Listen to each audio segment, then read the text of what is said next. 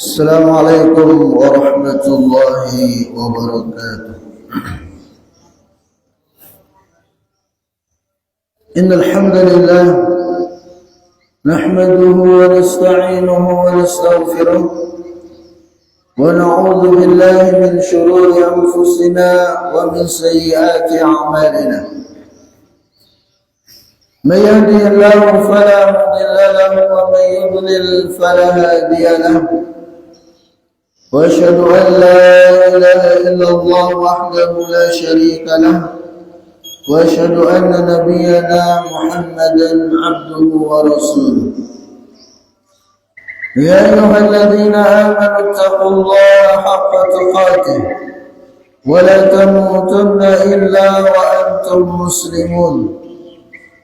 يا أيها الناس اتقوا ربكم الذي خلقكم من نفس واحدة وخلق منها زوجها وبث منهما رجالا كثيرا ونساء، واتقوا الله الذي تساءلون به والأرحام إن الله كان عليكم رقيبا. يا أيها الذين آمنوا اتقوا الله وقولوا قولا سديدا يصلح لكم أعمالكم ويغفر لكم ذنوبكم، ومن يطع الله ورسوله فقد فاز فوزا عظيما. رب اشرح لي صدري ويسر لي أمري واحلل عقدة من لساني يفقهوا قولي. اللهم انفعنا بما علمتنا وعلمنا ما ينفعنا وزدنا علما. Para jamaah salat subuh Masjid Al-Azhar yang mudah-mudahan kita semua selalu berada dalam lindungan, rahmat dan kasih sayang Allah Azza wa Jalla. Puji dan syukur senantiasa kita haturkan kepada Allah Jalla Jalaluh atas segala limpahan nikmat dan karunia yang telah Allah Subhanahu wa taala berikan kepada kita semua. Wabil khusus nikmat iman dan Islam yang merupakan dua nikmat terbesar yang Allah Subhanahu wa taala berikan kepada kita sebagai hamba-hambanya. Sebagaimana salawat serta salam senantiasa kita peruntukkan kepada baginda yang mulia, Nabi kita, Nabi besar Muhammad sallallahu alaihi wasallam. Begitu pula kepada keluarga beliau, kepada sahabat-sahabat beliau, kepada orang-orang yang selalu berusaha mengikuti dan menapaki jejak beliau hingga akhir zaman kelak. Para jamaah yang mudah-mudahan dimuliakan dan dirahmati oleh Allah Azza wa Jalla, kembali kita pada pagi Ahad ini yang melanjutkan pembahasan kita dari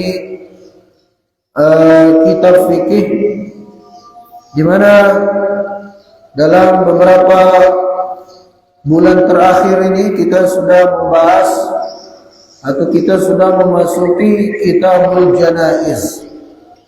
Setelah kita dari dulu membahas Kitabut Taharah, ya Kitabus Shalah.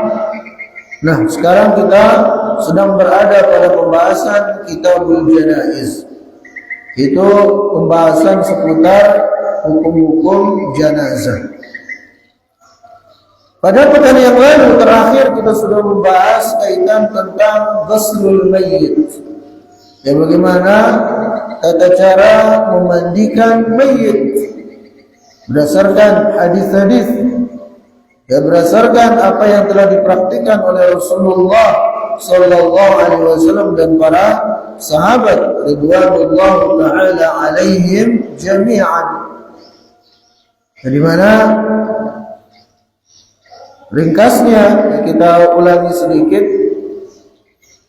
ketika hendak memandikan ya saudara kita yang sudah wafat, yang pertama yang mesti kita lakukan adalah kita niatkan ikhlas karena Allah. Subhanahu wa ta'ala. Kemudian juga supaya sempurna pahala yang kita dapatkan sebagaimana yang Rasulullah SAW janjikan, itu ada dua yang harus kita lakukan kaitan dengan niat kita. Pertama tadi ikhlas, kemudian yang kedua, kalau kita menemukan sesuatu ya dari kekurangan, dari aib jenazah yang kita akan mandikan itu wajib kita rahasiakan. Ya, kita tidak boleh menceritakannya. Sebagaimana kita tidak boleh menceritakan aib kekurangan saudara kita yang masih hidup, begitu pula dengan saudara kita yang sudah meninggal. Begitu pula dalam memandikan ya saudara kita yang sudah wafat, mandikan jenazah itu hendaknya kita berhati-hati, ya tidak kasar, karena Nabi SAW bersabda yang artinya sesungguhnya mematahkan tulang seorang mukmin yang sudah wafat itu hukumnya sama dengan mematahkan tulang seorang mukmin yang masih hidup. Artinya sama-sama haram begitu. Kemudian juga yang perlu kita perhatikan tatkala memandikan jenazah, hendaknya kita tetap menjaga kehormatan dari jenazah itu. Dalam artian apa? Jangan sampai auratnya itu terlihat. Ya, jangan sampai auratnya itu terlihat. Makanya dalam memandikan jenazah itu jangan terlalu banyak orangnya. Ya, 2-3 sebenarnya cukup. Ya, kadang jamaah mandikan jenazah, sehingga kadang kan nggak sengaja kadang terlihat auratnya, semua melihat. Itu harus dimuliakan seorang mukmin. Ya, baik ketika ya hidup, begitu pula ketika sudah wafat begitu. Makanya ketika hendak memandikan jenazah, di antara hal-hal yang perlu dipersiapkan selain dari air ya, ada air biasa, ada air campuran bidara atau sabun, ada air campuran kapur barus. Ya, kemudian juga persiapkan sarung tangan. Ya, persiapkan sarung tangan. Begitu pula ya kain nanti untuk menceboknya, kain kecil gitu. Ya. Nah, kemudian ketika apa yang dengannya kita memulai dalam memandikan jenazah, pertama adalah kita angkat sedikit, ya, kemudian kita tekan-tekan dengan pelan perutnya supaya keluar kotorannya itu, Nah, setelah itu baru kemudian kita cebok depan belakang, ya, dengan tetap menutup bagian auratnya itu. Ya, nah kan sebelum dimandikan kan pakaiannya itu dilucuti. Kalau tidak memungkinkan dibuka, dan memang nggak mungkin, maka digunting saja. Kemudian ditaruh kain yang tebal di bagian auratnya itu. Ya, kalau laki-laki dari ya perut sampai lututnya itu harus tetap tertutup. Ya, harus tetap tertutup. Kalau bisa dengan handuk, kalau handuk kan tebal dan agak lebar gitu. Baru kemudian kita tekan-tekan perutnya, kemudian dicembukin, baru kemudian diwudukkan, telapak tangannya dibasuh, kita yang basuhkan, kemudian dikumur-kumuri, ya, kemudian dibasuh wajahnya, tangannya, kemudian kepalanya, baru kakinya. Nah, setelah itu kemudian apa? Baru kita guyur kepalanya, ratakan air. Ya, ini sudah bisa mulai dengan air campuran daun bidara atau sabun itu kepalanya. Disampoin juga nggak masalah, dia bersih. Ya, baru kemudian diguyur tubuhnya bagian kanan, dibersihkan. Bagian atas ada yang bantu kemudian memiringkan ke kiri bagian bawah. Ya, baru kemudian bagian kiri, bagian atas dengan air campuran bidara tadi itu, kemudian bagian bawah dimiringkan ke kanan. Itu sudah satu basuhan namanya. Nah, baru kemudian yang kedua dengan air biasa, dengan air bersih. Mulai dari kepala lagi dibersihkan tadi bekas daun bidara atau sampul tadi itu. Baru kemudian tubuhnya bagian kanan, atas bawah, tubuhnya bagian kiri, atas bawah, sudah 2 basuhan. Kemudian yang terakhir adalah dengan air campuran kapur barus. Ya, mulai dari kepala, tubuh bagian kanan, atas bawah, tubuh kiri, atas bawah, selesai. Ya, itu cara memandikan jenazah. Kalau misalnya ternyata masih keluar kotoran, setelah 3 kali kotoran keluar, nah di sana kita basuh lagi dengan air bersih, dicembukin lagi sampai bersih, kemudian basuh lagi kepalanya, badannya kanan, bagian kanan, atas bawah, kiri, atas bawah dengan air bersih, baru lagi dengan kapur barus campur air tadi. Berarti 5 kali basuhan. Karena kan kemarin kita sampaikan sunnahnya ganjil. Dan begitu seterusnya sampai kita yakin sudah betul-betul bersih. Begitu. Nah setelah itu ya bisa kita sisir, atau kalau perempuan disunahkan dikepang 3, kemudian ditaruh di belakang kepangannya. Ya. Dan boleh juga sebagian ulama mengatakan kalau kukunya panjang-panjang boleh dibersihkan. Ya. Bagaimana kalau misalnya ada bagian dia pakai gigi, misalnya gigi dari emas atau apa, apakah boleh ditanggalkan? Sebagian ya para ulama mengatakan kalau memang itu memungkinkan ya ditanggal, tapi kalau enggak usah. Intinya jangan sampai menyakiti jenazah tersebut gitu. Ya. Nah, jadi itu dia ya kurang lebih tata cara memandikan jenazah. Insyaallah nanti setelah kita bahas memandikan, mengkafani, ya mungkin kita putarkan videonya biar lebih jelas begitu. Nah, para jemaah yang mudah-mudahan dimuliakan dan dirahmati oleh Allah Azza wa Jalla, juga kita sudah sampaikan pada pekan yang lalu bahwasanya disunnahkan ya bagi orang yang memandikan jenazah, selesai memandikan dianya mandi. Ya Rasulullah sallallahu alaihi wasallam bersabda, "Man ghassala mayyitan falyaghtasil wa man hamalahu falyatawadda."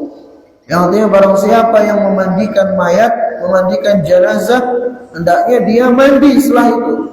Dan barang siapa yang hendak menggotong jenazah, hendaknya dia dalam kondisi berwudu. Ini perintah dari Rasulullah sallallahu alaihi wasallam.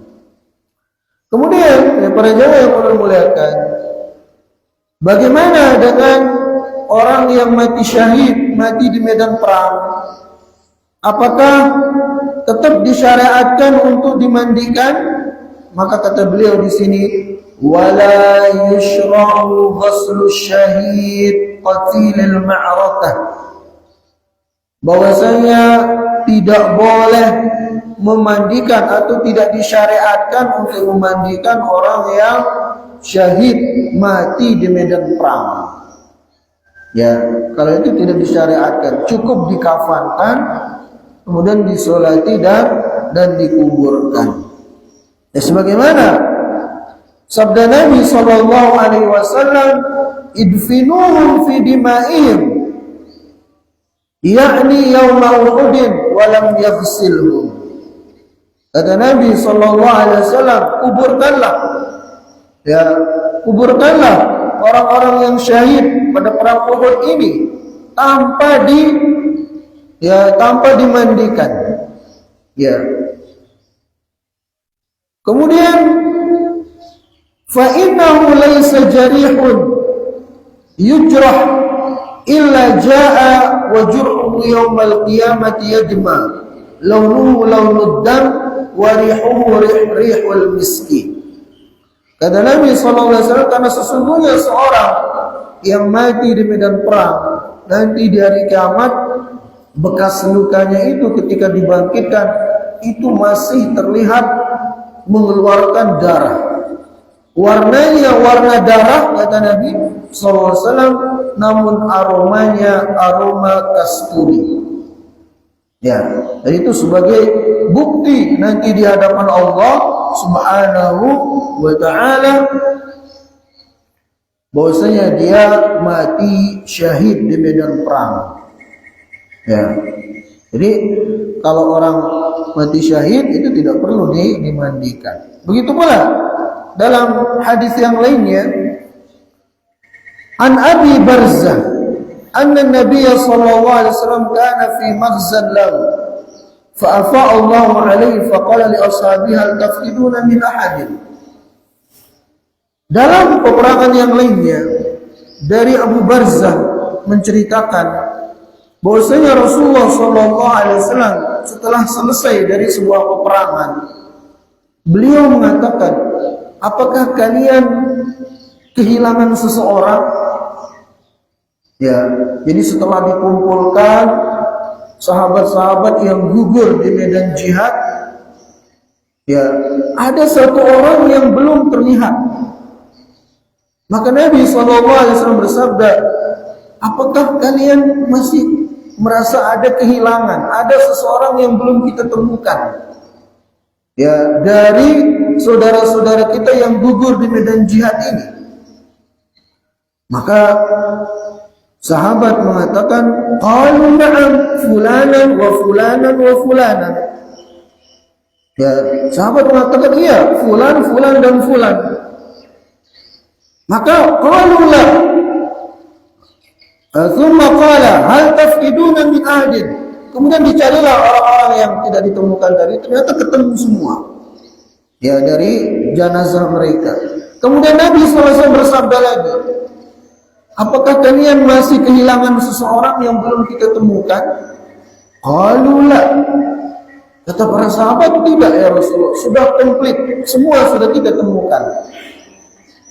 Kata Nabi SAW, lakinni aftidu Julaiban. Akan tetapi aku masih kehilangan salah seorang. Itu siapa? Julaib. Ya, Julaibib. Di mana ya Julaibib ini, ya para Jawa yang boleh muliakan, itu seorang sahabat yang memang kita katakan tidak terlalu diperhatikan. Ya, beliau ketika masa hidup adalah orang yang miskin dan wajah beliau itu kita katakan di bawah rata-rata. Ya, jadi kalau orang melihatnya orang pasti ini. Nah, dalam sebuah kesempatan ini kita kisahkan sedikit tentang sahabat yang bernama Julaibib ini. Rasulullah SAW berkata kepada Julaibib, ya, hai Julaibib, engkau mau nikah enggak? Kata Julaibib, ya Rasulullah, siapa yang mau nikah dengan saya?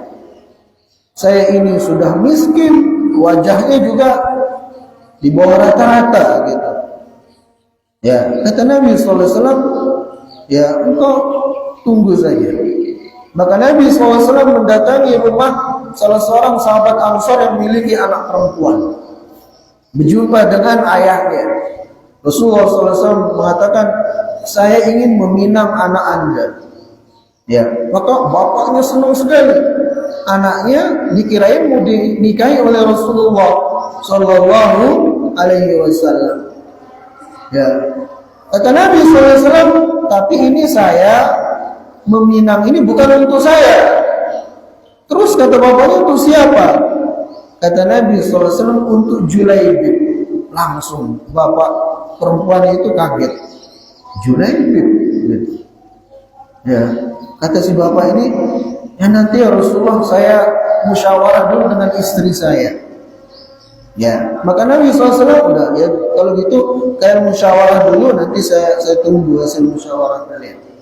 Maka si bapak ini pun ketemu dengan istrinya, mengatakan, oh istriku tadi Rasulullah SAW berjumpa dengan saya dan mengatakan ingin meminang anak saya. Saya bilang, oh, ya, ayo kalau Rasulullah SAW maka silahkan dengan senang hati.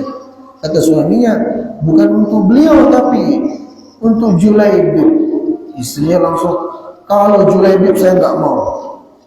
Kata ibu si wanita ini.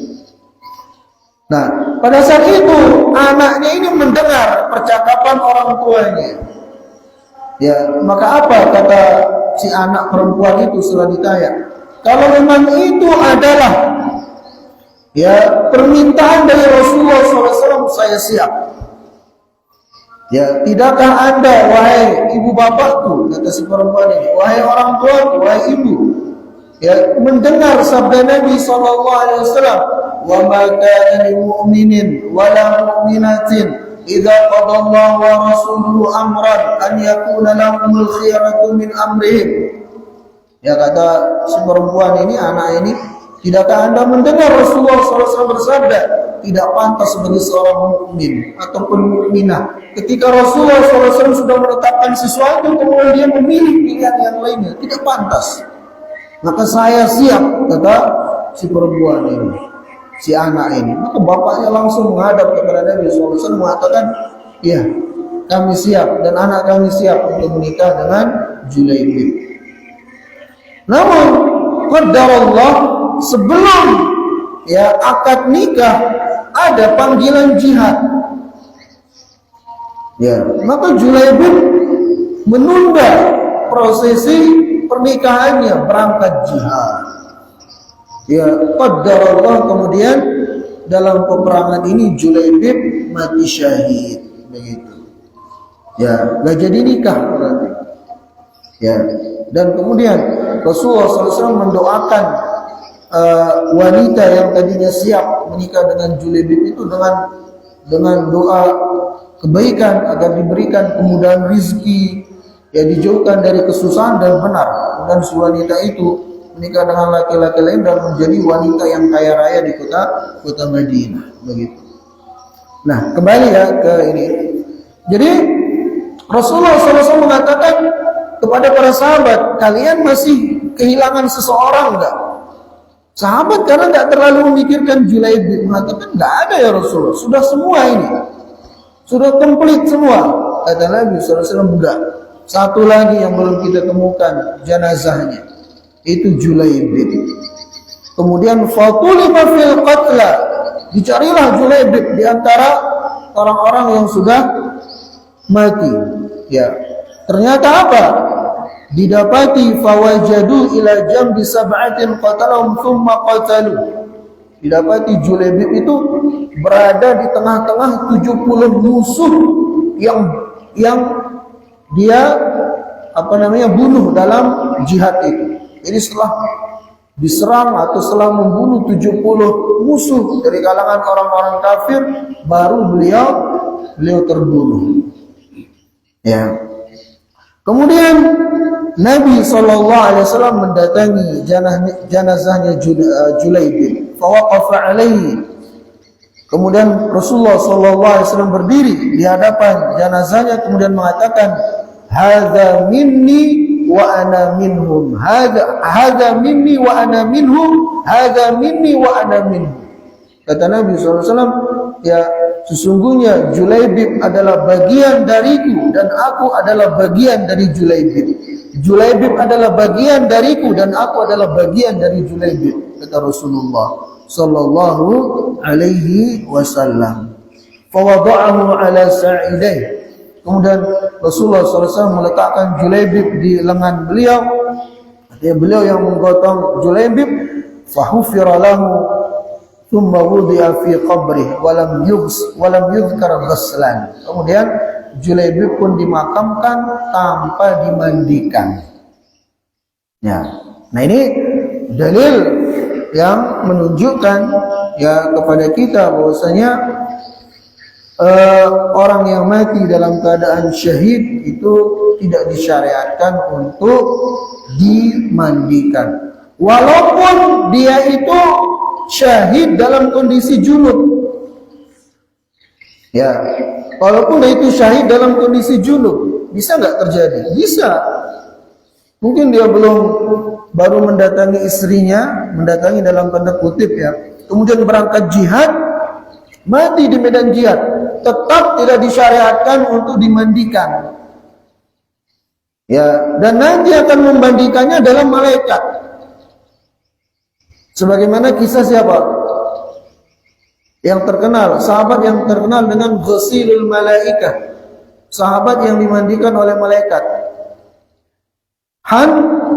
Hanzalah radhiyallahu anhu. Jadi kisahnya Hanzalah ini baru nikah. Kemudian beliau mendatangi istrinya, belum sempat mandi junub ada panggilan jihad yang harus segera berangkat. Maka beliau pun berangkat jihad. Ya, qadarullah pada jihad tersebut beliau mati syahid.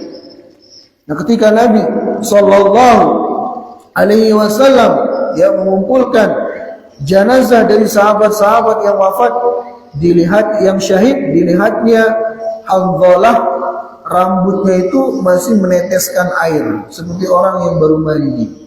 Kata Nabi sallallahu alaihi wasallam, sesungguhnya Hanzalah ini baru dimandikan oleh malaikat. Begitu. Ya. Dalam riwayat yang lain juga disebutkan Hamzah, ya, Hamzah bin Abdul Muttalib juga wafat syahid dalam keadaan junub dan juga dimandikan oleh malaikat. Begitu. Nah, jadi intinya ya para jamaah yang ulun muliakan, bahwasanya ketika orang tersebut mati syahid, mati di medan perang, maka tidak perlu dimandikan, cukup dikafankan dan disolati kemudian dikuburkan. Nah, sekarang kita masuk pada takfinul mayyit, itu mengkafani mayit. Setelah dimandikan baru dikafankan. Kata beliau di sini, wa ba'dal faraq min ghuslil mayyit yajibu takfinu li amri Nabi sallallahu alaihi wasallam bidzalik. Jadi setelah selesai memandikan ya jenazah, maka wajib untuk mengkafankannya. Sebagaimana perintah Nabi sallallahu alaihi wasallam, wa kaffinu, dan kafankanlah jenazah ini. Kemudian wal kafanu aw thamanuhu min malil mayyit walau lam yukhallif ghairahu li hadits Khabbab bin al-Arrat. Dan dianjurkan kain kafan itu berasal dari hartanya si mayit. Ya, anjurannya sebenarnya seperti itu. Ya, walaupun boleh-boleh saja, misalnya dari masjid atau dari perkumpulan tertentu. Tapi afdalnya itu kafannya itu dibelikan dari harta yang ditinggal oleh mayit atau oleh jenazah. Walaupun dia tidak memiliki sesuatu kecuali itu. Jadi dia nggak punya apa-apa kecuali duit pas-pasan untuk beli kafan. Sudah belikan kafan dengan duit itu. Ya, dari mana kita mengambil kesimpulan ini? Itu dari hadis Khabbab, dari hadis Mus'ab ibn Umair. Ya, di mana Khabbab bin al-Arrad menceritakan, hajarna ma'a Rasulullah sallallahu alaihi wasallam fi sabilillah nabtaghi wajha Allah fawajaba ajruna 'ala Allah faminna man madha lam ya'kul min ajri syai'an min Mus'ab bin Umair. Kata Khabbab, kami hijrah bersama Nabi sallallahu alaihi wasallam ke Madinah, kemudian berjihad bersama beliau. Dan dari kami ada yang wafat belum melihat hasil dari jihad kami. Di antaranya adalah Mus'ab ibn Umair. Ya, Mus'ab bin Umair ini terkenal sebelum masuk Islam. Ya, itu sahabat yang gagah dan tampan dan selalu memakai baju yang super mewah. Ya. Namun ketika masuk Islam, kondisi beliau berbalik 180 derajat. Ya. Dan beliau yang diutus pertama kali untuk berdakwah ke kota Madinah, Mus'ab bin Umair. Terkenal dengan Al-Qur'annya yang bagus, pemahamannya yang bagus. Beliau diutus berdakwah. Nah, kata Khabbab, ketika dalam perang Uhud, pada saat itu Mus'ab bin Umair wafat atau syahid. Falam yujad lahu syai' illa namira. Maka beliau Khabbab Mus'ab ini tidak memiliki apa-apa radhiyallahu anhu kecuali secari kain yang tidak terlalu panjang. Fa kunna idza wada'naha ala ra'si kharajat rijlah wa idza wada'naha ala rijlaihi kharaja ra'su. Di mana dengan secari kain yang dimiliki oleh Mus'ab itu, kalau kami tutup bagian kepalanya, kakinya terlihat. Artinya ketika dikafankan itu, ditutup bagian kepalanya, kakinya terlihat. Ditutup bagian kakinya, kepalanya terlihat. Faqala Rasulullah SAW, "Da'uha mimma yali ra'sahu waj'alu ala rijlaihi al-idkhir." Kata Nabi SAW, sudah kalian kafankan Mus'ab ini dengan kain yang dia miliki ini bagian atas saja kepalanya. Untuk kakinya taruh rumput idkhir. Itu satu rumput yang agak ada aroma harumnya.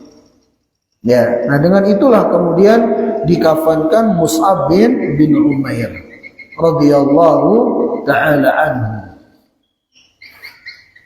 Kemudian yang bagi an yakuna al-kafanu qailan sabighan yasturu jami'a badani li hadits Jabir bin Abdullah radhiyallahu taala anhu. Yang ketiga, kaitan dengan kafan ini, semestinya kafan yang dipakai itu adalah kafan yang panjang dan lebar sehingga bisa menutupi sekujur tubuh dari jenazah tadi itu.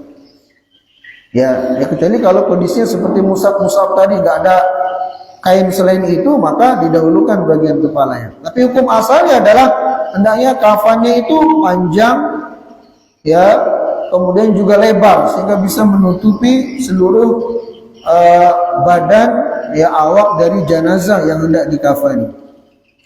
Sebagaimana hadis dari Jabir bin Abdullah, beliau mengatakan, "Anna Nabiy sallallahu alaihi wasallam khataba yauman, fadzakara rajulan min ashabi qubida fakufina fi kafanin ghairi ta'il wa qubira lailan, fazajara Nabi sallallahu alaihi wasallam."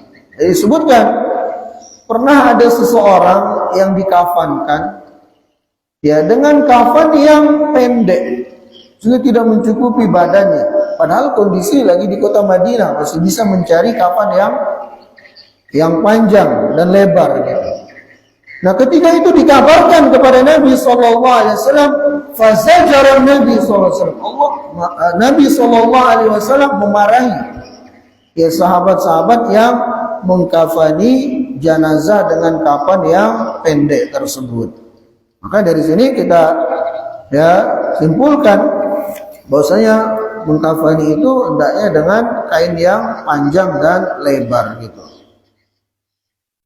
Nah, kemudian para jamaah yang mudah-mudahan dimuliakan dan dirahmati oleh Allah Azza wa Jalla.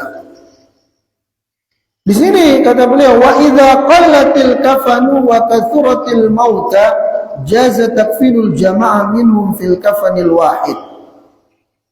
Kalau jumlah orang yang meninggal itu banyak, sedangkan kain kafan cuma sedikit, kata beliau, boleh, ya, digabungkan satu kafan itu untuk 2 atau 3 orang. Ya, kalau misalnya kondisi memang seperti itu. Ya, tapi kalau kondisi kita sekarang insyaallah ya banyak begitu kain kafan. Kemudian wala yajuzu naz'u thiyab syait allati qutila fiha bal yudfan wa hiya alayhi liqauli fi qatl Uhud. Ini untuk orang yang mati syahid, bajunya itu nggak boleh ditanggalkan. Orang yang mati syahid, jadi dikuburkan, dikafankan dengan baju-bajunya yang masih berlumuran darah itu. Ya, dikafankan, kemudian disolati dan dikuburkan. Itu khusus bagi orang yang mati syahid begitu. Kemudian wal muhrim yukfanu fi thawbil ladaini mata fiha. Adapun orang yang mati dalam keadaan ihram, maka dia dikafankan dengan dua kain yang dia pakai. Khususnya ini bagi laki-laki. Jadi kain ihramnya itu yang digunakan untuk mengkafaninya. Ya, itu yang digunakan untuk mengkafaninya, dan bagian kepalanya itu tidak ditutupi karena kondisinya masih ihram begitu. Kemudian juga wa yustahabbu fil kafani, dianjurkan dalam mengkafani mayit itu beberapa hal. Yang pertama adalah al-bayad. Itu hendaknya kain kafan itu warnanya putih. Sebagaimana sabda Nabi sallallahu alaihi wasallam, ilbasu min thiyabikumul bayad. Gunakanlah ya dari yang putih dari pakaian kalian. Ya. Kemudian juga qawmu salasati aswaq. Sunnah juga kaitan dengan kain kafan ini dengan 3 helai. Ya, 3 helai kain kafan. Ya. Itu yang diperintahkan oleh Rasulullah sallallahu alaihi wasallam kecuali bagi orang yang ihram tadi. Kemudian yang berikutnya adalah tabkhiruhu. Termasuk yang disunnahkan kaitan dengan kain kafan adalah dikasih wewangian. Ya, dikasih wangian gitu. Kemudian wala yajuzul mughalah fil kafani. Bahwasanya tidak boleh berlebih-lebihan dalam kain kafan. Itu kain kafan itu hendaknya menggunakan kain yang biasa-biasa saja. Jangan cari kain yang super mahal begitu. Yang harganya misalnya ya sekian juta karena ini yang meninggal orang kaya. Enggak perlu. Cukup pakai kain yang biasa saja. Asal panjang dan lebar sehingga bisa menutupi seluruh tubuh jenazah yang hendak dikafani. Nah, lantas kemudian para jamaah yang Allah muliakan, bagaimana cara kita mengkafani mayit? Ya, maka kurang lebih caranya pertama, jadi setelah jenazah itu dimandikan, kita persiapkan dulu kain kafannya. Ya, pertama ya taruh dulu tali-talinya itu, tali kafannya itu. Taruh di satu tempat yang nanti di sana akan dibaringkan jenazah itu. Taruh talinya bisa 5 ya. Ya, taruhlah 5 gitu. 5 baru ditaruh kain yang pertama, lembaran pertama. Kemudian ditaruhkan minyak wangi, bisa dikocorotin gitu, minyak wangi. Ya. Baru kemudian taruh lagi kain yang kedua, dikasih minyak wangi lagi. Taruh lagi kain yang ketiga, dikasih minyak wangi lagi. Nah, baru kemudian jenazahnya dalam kondisi bagian auratnya tertutup tadi itu diletakkan di atas kain kafan itu. Nah, baru kemudian satu persatu kain kafan itu dipakaikan ke jenazah itu dengan mendahulukan bagian kanan dulu. Satu persatu yang kanan, baru yang kiri. Ya, setelah sudah sempurna, baru yang kedua, yang kanan dulu, baru yang kiri. Ya, kemudian yang ketiga, yang kanan dulu, baru yang kiri. Nah, setelah itu baru diikat tali yang sudah ditaruh di awal tadi itu. Jangan sampai talinya belakangan, ngalih nanti kalau sudah dibaringkan jenazahnya gitu. Ini sudah siap semua. Dan bagian kepalanya ya belakangan nanti. Ya, maka sunnahnya sebelum bagian kepalanya ditutupi dengan kain kafan, ya mungkin ditanya keluarganya, ada yang mungkin hendak melihatnya untuk yang terakhir kali. Ya, datang satu persatu yang melihat keluarganya yang sudah meninggal itu, yang hendak ditutup kepalanya, bisa dicium keningnya dan semacamnya. Nah, setelah semua sudah, baru ditutup kepalanya, baru diikat begitu. Ya, nah itu kurang lebih cara mengkafani mayit, dan insya Allah nanti kita akan putarkan videonya. Nah, mungkin ini yang ulun bisa sampaikan, ya mudah-mudahan sedikit ada manfaatnya. Kita tutup. Subhanakallahumma wa bihamdika asyhadu an la ilaha illa anta astaghfiruka wa atubu ilaik. Assalamualaikum warahmatullahi wabarakatuh.